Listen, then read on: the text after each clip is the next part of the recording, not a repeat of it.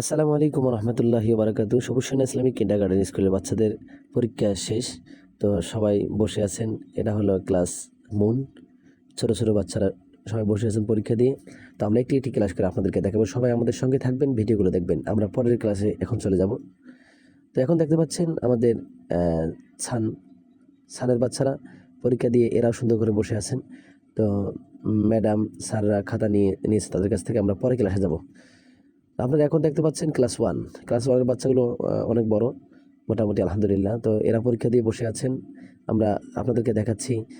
এরপরে যে আপনাদেরকে দেখাবো ক্লাস টুর বাচ্চাদেরকে। তো আপনারা ওর সঙ্গে থাকবেন। তো এখন দেখতে পাচ্ছেন ক্লাস টুদের বাচ্চাদের পরীক্ষা শুরু হয়ে গেছে। তো এরা লিখতেছে এখনও, কারণ এদের সময় বেশি লাগে। তো এখানে দেখতে পাচ্ছেন যে এরা লেখালেখি শুরু করছে। আমরা পরে ক্লাসে যাবো ইনশাল্লাহ।